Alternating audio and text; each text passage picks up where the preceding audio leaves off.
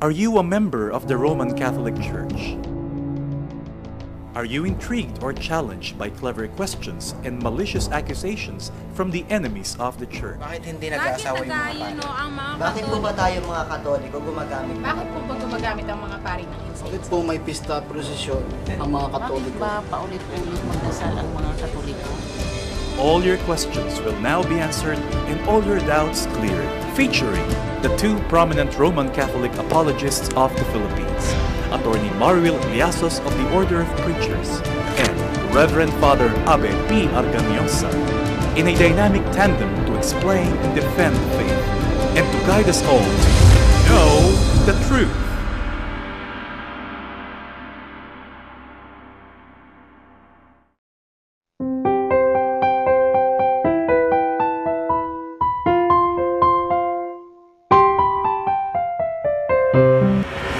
Magandang araw po sa lahat ng mga tagapanood ng Know the Truth dito sa TV Maria. Ito po si Attorney Marwil Liasos OP at syempre po makakasama natin muli mula sa Estados Unidos ng Amerika ang ating pinagpipitaganan, pinakamamahal na Catholic Apologist Priest. Walang iba po kundi si Father Abe Arganiosa. Magandang araw sa iyo, Father!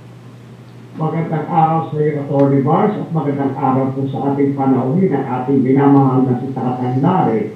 At ako po'y nagpupuri sa Panginoon na muli kayong makapiling sa programang ito at muli tayong makapagpahayag ng salita ng Diyos para po sa ikabubuti ng ating mga mamamayan. Yamang nabanggit mo lang naman din, Father, ng ating guest ay si Tatang Lari. Talaga po namang tayo ay natutuwa. Puno po tayo ng kagalakan sapagkat makakasama po natin ang isang dating kaanib ng Iglesia ni Cristo. No? Kasamahan din po siya ni Brother Marco Evangelista sa kanilang palatuntunan sa Radio Veritas, ang Apologetica. Nung nakaraan po ay guest natin si Brother Marco Evangelista. Ngayon naman po ang kanyang kapartner, si Tatang Lari Malyari. Magandang araw sa iyo, Tatang. Magandang araw, Brother Marwil. Sa inyo po, Father. Magandang araw po sa lahat po ng mga tagatangkilik sa nanonood ng Know the Truth. Isang mapagpalang araw po sa inyong lahat. At siyempre po, thank you very much, Brother, at kay Father, sa pag-anyaya po sa akin dito sa inyong palatuntunan. Nagkaroon na po tayo ng pagkakataon nung una na magkaroon po ng panauhin na convert galing sa dating daan at Iglesia ni Cristo, si Brother Alfie Angeles. Ito po ang pangalawang pagkakataon na meron po tayong convert galing sa Iglesia ni Cristo. Tatang Lari, pakikwento nga, ikaw ba ay ipinanganak na Iglesia ni Cristo? Actually po, ako po ay handog sa Iglesia. No? Ang tawag po dyan, kapag ipinanganak po sa loob ng Iglesia ni Cristo, ang tawag po dyan ay handog. I was born 1961, so ibig sabihin, since then, talagang kinalakihan ko po yung kanilang aral. So, kakaiba po kasi karamihan po ng kakilala namin na Iglesia ni Cristo ay dating mga Katoliko na umanib sa samahan ni Ginoong Felix Manalo. Pero ikaw ho talaga, yun ang yung kinamulatan. Doon ka isinilang. Ano po ba yung naaalala mo nung kabataan mo, nung ikaw ay lumaki? Ano yung mga nakagisnan mo sa loob ng Iglesia ni Cristo? Alam po ninyo, no, balikan ko muna yung unang tanong na sabi mo, Brother, kinalakihan ko. Sa Iglesia 1914 kasi, mga kapanalig, no, dalawa lang naman ang dahilan para mawala ka dyan. Una, ititiwalag ka. Bakit? Kasi nakagawa ka ng kasalanan. Pangalawa, yung tinatawag na nanlalamig sa pananampalataya. Ibig sabihin, ikaw, on your own, unti-unti, nagkakaroon ka ng doubt doon sa aral na kinalakihan.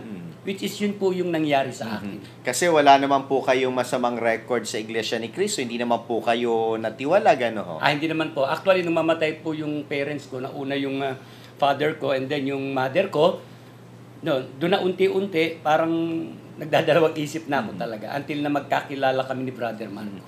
Bago po kayo, Tatang Lari, nagkaroon ng pagdududa o agam-agam sa inyong pananampalataya bilang isang Iglesia ni Cristo, paano mo ma-i-describe o paano mo maipipresent ang sarili mo bilang isang Iglesia ni Cristo? Alam po ninyo, at age of 30, masasabi ko pong aktibo ako sa Iglesia 1914. Ano? In fact, during my time na nandoon ako, Ako yung isa sa one of the youngest sa Sunday school teacher. At age of 13, mga kapanalig, Brother Marwil, ako po'y nagtuturo na sa pagsamba ng kabataan. Nabanggit mo nga yan, ano? Mamaya, hikayatin natin si Father na magtanong. Nabanggit mo nga na ikaw ay Sunday school teacher. Pwede mo ba kaming bigyan ng idea kung ano yung mga itinuturo ng mga katulad mong Sunday school teacher doon sa loob ng Iglesia ni Cristo?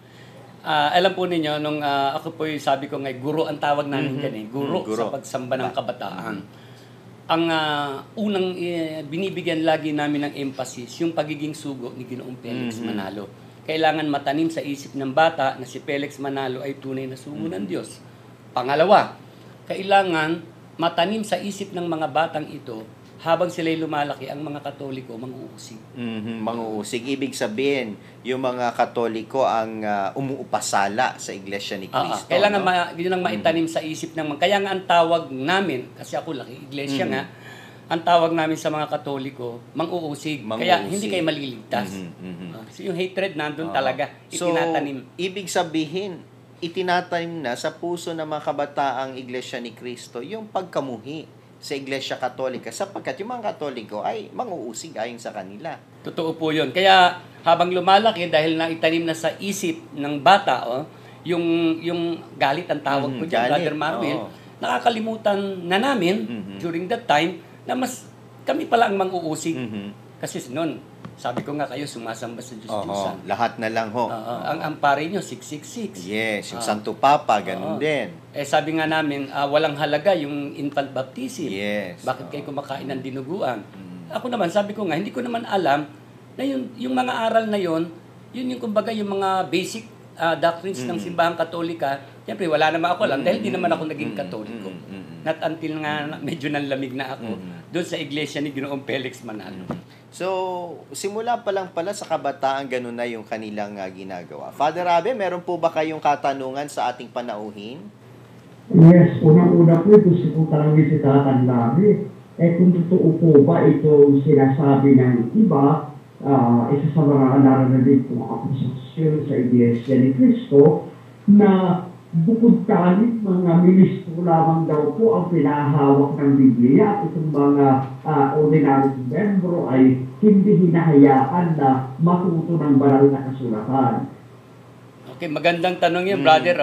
Ang totoo po niyan, tama yung sinabi ninyo, hindi po pinahihintulutan ng pamamahala ng iglesia na ang ordinaryo, ang tawag ko dyan, ordinaryong miyembro, maliban kung nagmi-ministerial, na humawak o magbasa ng Biblia. Ang katwiran nila dyan, Father, Brother Marwil, kasi wala ka raw guidance ng Espiritu Santo, maliligaw ka at hindi ka makakarating sa katotohanan. Kaya ako, mula nung magkaisip ako, pasugo lang ang binabasa ko. Hindi kami pwedeng magbasa ng Biblia. At baka daw po ikatiwalag sa pananampalataya. Yun po ang dahilan. Totoo po yun, 100%. Meron naman hong nasusulat sa Biblia, Tatang, tungkol sa pasugo nasusulat naman ho talaga sa Biblia. Para po sa kabatiran ng ating mga tagapanood, ito po ay babasahin ko lang naman na may binabanggit po talagang pasugo sa banal na kasulatan. Kawikaan 26:6 na ganito po ang ating mababasa. Siyang nagsusugo ng pasugo. Ay, nasusulat nga ho pala talaga yung pasugo, Siyang nagsusugo ng pasugo sa pamamagitan ng kamay ng mangmang, naghihiwalay ng kanyang mga paa at umiinom sa kasiraan. Alam nyo, nababasa ko rin yung pasugo, lahat kasiraan po ng Iglesia Katolika ang nakalagay ho doon Hindi, ang totoo nga niyan Kung naalala mo kanina nung naglalunch tayo, sayang wala si Father, malayo yung nga nabanggit ko, ang pasugo, paulit-ulit na lang po mga kababayan. Halimbawa, ang topic, Brother Marwil, Father, mabuting sambahayan. Yun ang topic. Mag-i-ending niya, kailangan yung sambahayan nasa Iglesia ni Cristo 1914. Halimbawa, kabataan. Mabuting anak. Papaikot-ikutin nila. Ang ending, kailangan yung anak nakatalang Iglesia 1914. At kung ang usapin ay tungkol sa kabataan, ay dapat magmiyembro. Magmiyembro pa rin. So, ang parang lumalabas, Tatang Larry, imbudo. Ayun, tama. Lahat papasok doon sa pagiging miyembro ng Iglesia ni Totoo Cristo. po yan. Pero alam po ninyo, yung tungkol sa Biblia na itinanong ni Father Abe, siyempre, ako yung maging Katoliko na. Actually, nabinyagan po ako sa Katoliko, mga kababayan, September 4, 2009. Napakasarap basahin ng Biblia. At meron akong paborito na mula nung ipanganak ako, hindi ko nababasa. Hayaan mo basahin ko, Sige po. Brother Marvil, ha? Ihandog po natin Yan. sa ating mga tagapanood. Meron pong isang talata sa Biblia na gustong-gusto ko na sana, sabi ko nga, yung pamilya ko nandun din sa loob ng iglesia niya. Hanggang ngayon. Opo, in fact, yung bunso kong anak, mga kababayan, ay miyembro po ng iglesia, yung asawa. Diakono. Ay, hindi po. Ministro. Ministro Aha. mismo. Tapos yung pangalawang babae, ang asawa niya, pangalawang pangulong diakono sa Tanawan, Batangas. May mga katungkulan. Oo. May mga posisyon. Ngayon, ito nga, sabi ko, itong babasahin ko, masarap sana na mabasa nila at hindi lang basta babasahin, sana po maunawaan nila. Ito po yung nakasulat sa 2 Timoteo 3:16-17. Lahat ng kasulat ay kinasihan ng Diyos. Ibig sabihin, mahalaga ito, brother. Kinasihan ng Diyos. At magagamit sa pagtuturo ng katotohanan, sa pagpapabulaan sa mga maling aral, at sa pagtutuwid sa likong gawain. At sa pag-akay sa matwid na pamumuhay. Napakasarap palang basahin ng Biblia. Hindi lang doon sa aspetong espiritual ng buhay mo, no? Pati yung sa pang-araw-araw na gawain mo. Sabi ko nga, sana ito matutunan po ng mga miyembro ng INC 1914. Yes, may nais din po akong idagdag, Brother Mars, ang Tatang Larry. At nais ko pong basahin sa inyo, ito pong sulat ni San Pablo, ikalawang sulat ni San Pablo sa kay Apostol Timoteo. At ito po ay mababasa natin sa 2 Timothy chapter 3, verse 15 ng Biblia. Ganito po ang sabi niya, at mula sa pagkasanggol ay iyong nalalaman ang mga banal na kasulatan na makapagpapadulong sa iyo sa ikaliligtas sa pamagitan ng pananampalataya kay Kristo Jesus. Ay napakalinaw po mga kapatid na mula pagkabata pa lamang pinaalam na kay Apostol Timoteo, hindi pa siya apostol noon, ay yung banal na kasulatan tinuturo na sa kanila. Kaya dahil po dyan, yan po, testigo natin si Tatang Larry, na nagsasabing talagang pinagbabawalan magbasa ng Biblia itong kanilang mga miyembro. Yun po'y kabaligtaran sa sinasaad ng banal na kasulatan, na dapat yung mga anak ng sumasampalataya mula pagkabata ay dapat silang inublog sa banal na kasulatan upang sa ganun matuto sila para sa kanilang ikaliligtas. Napakalinaw ho, no? Sa kanila, tipong pasugo na lamang, no? Para doon sa mga hindi ministro o nag-aaral ng ministerial doon sa New Era University. Actually, Brother Marvil, mga kaibigan, kapag itong broadcast na ito, mapanood nila, isa lang naman ang sasabihin sa atin. Sabi nyo yan. Sabi nyo yan. Basta kami, sa pasugo lang kami. Talagang, yun na yung pinaka, anong tawag dito, basic foundation ng kanilang pananampalataya. Pasugo. Yun na yun. Hindi na talaga, ewan ko, hindi mabago-bago. Yung kanilang pasugo, ang nangyayari, pasugo. Dahil pinapasubo sila na kanilang mga pasugo. Dahil ito yung naging patunay natin ng kamalian ng kanilang aral. Alam po ninyo, sabi ko nga pag tayo nagsalita, especially pag ganitong mga religious program, no, kailangan, pag sinabi mo, may basihan ka. Ako, sabi ko nga, wag naman ikahinanakit, nung hindi natin kapanalig sa pananampalataya. Ako, ang terminong ginagamit ko dyan, Brother Marwil, isa yan sa mga negosyo nila. Isa, sorry to say, yun po ang katotohanan. Negosyo dyan. talaga. Negosyo talaga yan. Sabi nga, bibili mo na lang ng bigas, kailangan ibili mo ng pasugo. Yun ang nakakalambot po dyan, Brother Marvin. At bueno, sa pagpapatuloy naman natin, Tatang Larry, no? So, sa makatwid, nung ikaw ay kaanib pa ng Iglesia ni Cristo, masigasig ka, marami kang ginagawa sa loob ng Iglesia ni Cristo. Maliban sa pagiging Sunday school teacher o guro sa pagsamba ng kabataan, ano pa yung mga ginawa mo bilang kaanib ng Iglesia ni Cristo? Nung nag-aaral pa ako, high school ako, aktibo ako doon sa tinatawag na youth group, yung Binhi. Yung Binhi. Until doon dumating ako doon sa legal age, naging aktibo rin ako doon sa tinatawag na Kadiwa. Kadiwa. Oo. Umabot ho ba kayo sa buklod? Ay, hindi na. Ay, hindi na. Kasi, Hindi na. Medyo that time kasi, medyo parang, hindi parang talagang lumalamig na yung pananampalataya ko eh. nabanggit nyo ho yung paglamig nyo sa pananampalataya. Kailan ho ba ito nagsimula? At ano po ba talagang nangyari? Kung bakit nagkaroon kayo ng pagdududa dito sa mga aral na itinataguyod ng Iglesia ni Cristo 1914? Ito po, nag-umpisa Brother Marwil, mga kababayan, 2001, nung magkakilala kami ni Brother Marco. That time, sumasamba pa ako. Pero madalang na. No, kaya dinadalaw na ako lagi sa bahay eh. Dahil yung tarheta ko laging nakatihaya eh. Walang gumagano pag linggo. So, nung magkasama po kami ni Brother Marco sa isang tanggapan ng gobyerno, siya yung boss ko, no? Siya yung immediate superior ko. Nag-a-apostolate siya every afternoon after office hour. Aalis na yan, dala yung laptop, dala yung kanyang projector. Siyempre, boss ko siya. Nakikisama ako. Sasabihin ko, Brad, sama ako. Hindi ako taga-bit-bit ng laptop niya, ng projector. Pagdating doon sa simbahan, ako nagsiset up. Tinutulungan ko siya. Ang sa akin nun, ang intention ko lang, siyempre, trabaho to eh.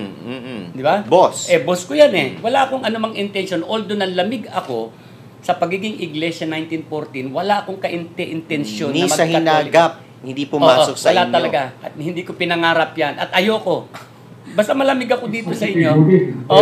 Basta malamig po ako dun sa INC 1914. Pero ayoko magkatoliko, Father. Kasi nga, di ba, taga-usig, Mag-uusig. pinalaki ka na puno ng galit, di bakit mo iisipin na Tapos, magmiyembro? Narinig ko pa yung mga pare. Sorry, Father, ha? Ang mga pare, ministro ni Satanas. Ganun bakit talaga. ako sasama dyan?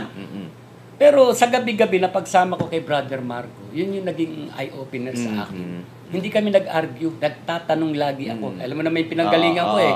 Mahilig yan sa debate. Yan. Totoo yan. Ang nangyari po sa akin, brother, siguro tumagal 1, 2, 3, 4 months na ganun lagi, nagtatanong na ako sa kanya. Hanggang unti-unti, yung kayang abutin ng isip ko, pinag-aaralan ko, na-absorb nung isip ko yung itinuturo ni Brother Marco. Ibig sabihin, bukas po yung kaisipan ninyo nung kayo nagtatanong. At naalala ko, Tatang Larry, ikaw ay nakakasama rin ni Brother Marco noon sa Radio Veritas, ano? Opo. At Iglesia ni Cristo ka pa noon. That time po, sumasama po ako, tagabasa. Tagabasa. Yan. Tapos dumating po yung time na na-regular na nga yung program, company produce na, kinausap po ako ni Father Anton. Sabi niya, istasyon ito ng Katoliko. At ikaw ay nagpipreach ka. Hindi pwede yan. Kaya magdesisyon ka. Kinausap niya po ako nung 2008, kung di ako nagkakamali. Pero 2001, Father Anton Pascual. sumasama na ako. Kasi pag wala si Brother Marco, ako na umuupo. Minsan pag busy siya, ako gagawa ng topic for that particular Sunday. So, doon na, kaya pagdating ng 2009, brother, nagdesisyon na ako. Sabi ko, ito na. Kasi nung manlamig ako, ang feeling ko, mapupunta na ako sa dagat-dagat. Apoy, kasi hindi na kayo iglesia, no? Depressed. Biro mo, hindi ka nakatala sa sentral. Oo, ipabubura daw sa langit eh. Hindi na susulat ang iyong pangalan sa aklat ng buhay. Nasa sentral yun, Ayun. Tama. Pero ngayon, sabi ko nga, yung palang panlalamig ko, blessing in disguise. Blessing in disguise. Kaya sabi ko nga, salamat sa Diyos. At my age, 53 na po ako ngayon, hindi pa naman huli. Sabi ko, yung remaining 100 years ng buhay ko, gagamitin ko yan sa simbahang Katolika. Kwentuhan mo naman kami, Tatang Larry, nung talagang nagpasya na ho kayo, sabi mo, magkakatoliko ka na. Ano po yung pinagdaanan mo nung transition mo, yung paglipat mo sa Iglesia Katolika? Siyempre, unang-una, nalulungkot ako, Father Abe, no, brother, at sa mga nanonood, yung mismong pamilya ko, siyempre, hindi man nila sabihin, naghinanakit sila sa akin. Kaya one time, ang sabi ng anak kong babae, sabi niya, Papa, bakit mo iniwan ang iglesia? Simple lang ang sagot ko, hindi ako nagdalawang isip. Ang sabi ko nun sa anak ko, wala akong iniwan. Babalikan ko lang yung pinanggalingan ng mga ninuno natin. Yun lang. Sabi ko, I'm sure. Pinanganak ako na ang lolo nyo, which is my mother and my father, mga iglesia sila. Pero sigurado ako, ang nuno nila, Katoliko. So, Wala ko iniwanan, anak. Bumabalik lang ako sa pinanggalingan. Kahit na nga si Felix Manalo, yung kanyang mga magulang ay Katoliko at hindi niya naman na yakag na umanig sa kanyang iglesia. Actually, si Felix Manalo, mula doon sa lugar ko, 4 na barangay lang ang pagitan namin. Meron doon isang chapel doon na maganda doon sa Tipas, Kalsada, San Antonio de Padua. Ang mother niya, devoto ni San Antonio de Padua. Until her death, talagang Katoliko. Katoliko. Opo. Nung kayo naman po ay nagpasyang mabinyagan, ano po ba yung gusto nyong i-share sa amin na iyong karanasan nung kayo ay nagpasya na magpabinyag na bilang Katoliko at kailan po ito nangyari? Ayun nga po, katulad ng nabanggit ko kanina, Brother Marwil, September 4, 2009, so 5 years ago, pakiramdam ko noon lang ako pinanganak. Pinanganak bilang anak ng Diyos. Diyos. Yes, Tama, oo. tama. Yun yung, sabi ko, sabi ko ngayon na yata yung pinakamasarap na bahagi sa buhay ko. Pinaka na, wala na pong hihigit dun. Napakasarap maging Katoliko. Sabi ko nga, yung sa New Era kami, yung mga dating Katoliko na nag-iglesia, mas masasakit magsalita laban sa Katoliko. Kami nga medyo pa kami. Kaysa sa kahit mga tahimik, handog. Kaya ngayon tinatanong ko, pinag-aralan nyo ba yung pinanggalingan nyo? Yes. Yun ang nagiging problema natin minsan, masyadong, sorry to say, parang sacramental diba? Nasa makapagsimba, naka-attend ng misa, kasama yung pamilya, kumain sa Jollibee, Katoliko na yan. Pero napupuna ko, Tatang Larry, na doon sa mga dating Katoliko na umanig sa Iglesia ni Cristo, puno sila ng puot at galit sa kanilang puso. Pero sa iyo, kahit nakakausap kita, wala kang binabanggit na masama tungkol sa Iglesia ni Cristo. Alam po ninyo, Brother Marwil, yung nga sinasabi ko kahit sa pamilya ko. Kung ako man ay nagsasalita against, I use the word against dun sa aral, hindi sa tao. At sinasabi ko rin sa mga anak ko, alam ko naman ang laman ng damdamin nyo na ako hindi maliligtas. Kasi yun ang kinalakihan ninyo eh. Yun ang ipinaniwala yan sa ang kanila. ipinalaki ko sa inyo. Sabi ko, hindi naman tayo kailangan magkagalit. Huwag nyo nalang sasabihin yung laman ng puso nyo sa akin. Dahil bilang ama, magtatampo ako sa inyo. At saka huwag nilang aalisin ang pagkaama mo sa iyong mga anak. Awa naman po ng Diyos, magkakasundo kami ng mga anak ko. Pati yung manugang ho ninyo. Oo. Actually, nagmamano pa nga sa akin yun. Pinagalitan ko kasi. Narinig ko yung kwento nyo. Kwento nyo ho sa amin, mga kapatid. Napakagandang kwento ni Tata. Kasi every December, nagre-reunion kami mga kababayan. Brother Marwil, dumating ako. Yung Pangulong Diakono, yung anak ko nagmano, yung ministro nakatingin lang. Tinawag ko. Siyempre sa iglesia, regardless kung anak mo yan o ano mo yan, basta pag ministro ka. That time, regular manggagawa pa lang, hindi pa na-ordain. Sabi ko, Ranily ka. Sabi niya, bakit pa? Bakit lahat ng mga bata, pati anak mo, asawa mo, nagmano? Ba't hindi ka nagmamano? Alam mo naman yung aral dyan eh. Kasi kinalakihan namin yung pagmamano sa demonyo. Kasi turo daw ng pare. Fraile. Oo. Alam mo, sinabi ko, Brother Marwil, baka nakakalimutan mo. Kung wala ako, wala kang asawang maganda. Correct. Ngayon, malayo pa ako. Gusto na abutin yung kamay ko. Swerte naman siya dahil kung hindi sa inyo, hindi siya nakapangasawa ng maganda. Yes. Sa kanino ba naman magmamana, di ho ba? Yun lang. Ang santol ay hindi magbubunga ng mabolo yan. Ayun. Nung kayo po ay mabautismohan o nabinyagan noong September 4 noong 2009, ano po yung mga nangyari sa iyong buhay, lalo na po sa larangan ng iyong pananampalataya? Katulad nga po ng sinabi ko, ito yung, para bang dapat mahirap mag-adjust, Kasi kinalakihan mo eh. Pero sa akin, hindi ako nakaramdam na mahirap mag-adjust. Kasi ang katwiran ko nga, sabi ko nga, kahit sa oras na ito, hindi ko natatangkain balikan yung pinanggalingan ko. Kasi yung katotohanan nalaman ko, napakalayo dun sa katotohanan di umano ng pinanggalingan ko. So yung nga sabi ko, hindi ko makakalimutan sa nangyari sa akin. Sabi ko nga, medyo birong salita eh. Yung iba kung magpalit ng girlfriend, para lang nagbihis ng damit. Pero yung magpalit ka ng pananampalataya, kumbaga puso't kaluluwa yan. Pero sabi, mabait ang Diyos. Siguro pag may guidance ng Espiritu Santo, I'm sure, hindi magdadalawang isip ang tao at tsak na dadalhin sa mabuti. Tatang Larry, are you home? Yes, very. Father Abe, para sa inyo pong mensahe sa ating mga tagapanood. Ay, Una-una po sa lahat, ako'y muli nagpapasalamat sa Panginoon na makasama po kayo sa programang ito. At ako'y nagpupuri na marinig ng personal ang testimonya ng conversion ni Tatang Larry. At talagang napakarami ko po natutunan hindi sa kanyang testimonya ngayon, lalo na sa kanyang mga personal na experience bilang miyembro ng Iglesia ni Cristo mula pagkabata. At dahil po dito tayo po'y nagpupuri sa Panginoon dahil sa biyaya ng Diyos sa atin sa pamamagitan ni Tatang Larry. At nawa mamulat pa sa katotohanan Iglesia ni Cristo upang katulad niya sila rin ay makapagpatotoo at magmaliwanagan at makita ang katotohanan ng Santa Iglesia Katolika. Ito po si Father Abi Arganyosa at naway pagpalain kayo ng poong may kapal. Maraming salamat sa iyo, Father Abi Arganyosa. At ano po ang mensahe ninyo sa ating mga tagapanood dito sa Know the Truth? Doon po sa ating mga kaibigan, mga kapanalig sa pananampalataya, unang-una po, nagpapasalamat ako sa Diyos sapagkat naging bahagi ako ng katotohanan ito na inyong kinalalagyan na kasama ako ngayon. Sana po pag-aralan natin ang ating pananampalataya, isabuhay natin ang ating pananampalataya. Hindi kailangan makipagtalo, makipagdebate tayo. Ang kailangan ipagtanggol natin ito sa pamamagitan ng pagtuturo sa ating mga kapanalig at kapwa Katoliko. Salamat po. Napakaganda po ng testimonya ni Tatang Larry at tayo po ay bitin sa oras at magkakaroon pa po tayo ng pangalawang yugto. Ito po si Attorney Marwil Liasos OP, kasama po si Father Abi Arganyosa na nagsasabing alamin po natin ang katotohanan sapagkat ito ang tiyak at tunay na magpapalaya sa atin. Malakay chapter 3 verse 10, Bring the whole tithe into the storehouse, that there may be food in my house.